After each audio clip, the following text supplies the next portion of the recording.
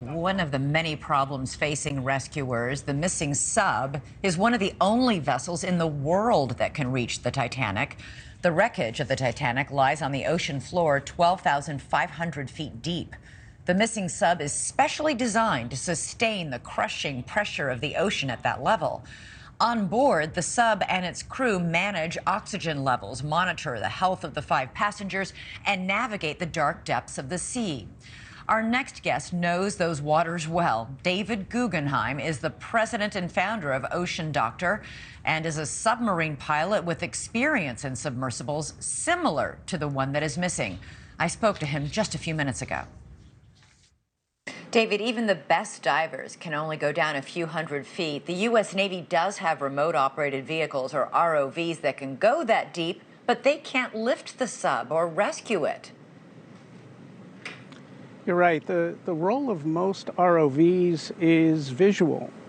So the ROV could do a good job of assessing the situation, but wouldn't have the lifting power. You would really need heavy cranes on a ship above to do that kind of lifting.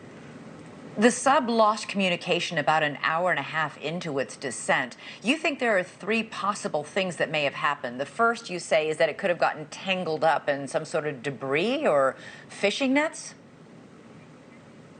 Well, in my training and my experience, we've been told many times that entanglement is the biggest risk to a sub. It is possible that the sub made it to the bottom and somehow got entangled and perhaps moved sideways or in a way that its transducer, which sends sound waves to the surface, was damaged or perhaps at the wrong angle that disrupted communications. You say the second possibility, though, is that it might have been an electrical short or a fire of some kind, and that would be catastrophic. And that's the other serious danger that we are trained to deal with, is an electrical fire or a short that completely shorts out the sub. That would leave them powerless. It would also affect the life support system, which depends on fans to blow the air and scrub the carbon dioxide out of the air. That could really leave them, obviously, without communications, without anything with electrical power, and really leave them helpless on the bottom unless they could float themselves up to the surface without their thrusters. Yeah, you've spent a lot of time in submarines. Talk about the communications aspect here. Several people who've been on this sub by Ocean Gate several times before have said that they have momentarily or even for an hour or two lost communication. They would communicate with the mothership through brief text messages. There's also a pinger on board to help locate the sub? I don't know if this particular sub has a pinger. Hopefully it does. But it's very common. I only dive to 2,000 feet, which is a fraction of where they are, but it's very common for ocean conditions to interfere with communications. And I, too, have been without communications for up to an hour or so. It's just like when you dive into a swimming pool and it's warm on top and you suddenly feel that cold water. That stratification, as it's called, can just do havoc with the sound waves, because you can't use regular radio waves underwater. They just don't work. If anybody was alive in the submarine and was able to knock or something, would people be able to hear that with sonar? Absolutely. With listening devices, they'd be able to hear that. That's a common piece of equipment for military submarines, obviously. They're doing surveillance.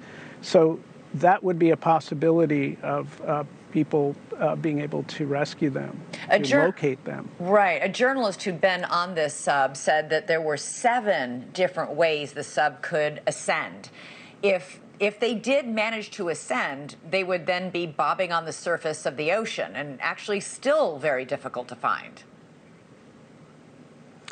Yes, I mean, there are different ways a sub can do a self-rescue. One is dropping weights. The other, in my case, was an actual separation of the sub. That isn't the case, doesn't appear to be the case here.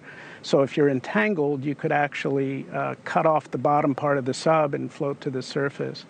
But I've also been in situations bobbing around on the surface where I could barely see the ship and they could barely see me, and it took about an hour for recovery until they could actually, even find me to do the recovery. Oh, David Guggenheim, thank you for lending us your expertise. You spent a lot of time in the deep, not as deep as this, however, and this is a Herculean effort to find these folks. Do you think they're going to find them? Is there any chance they're still alive?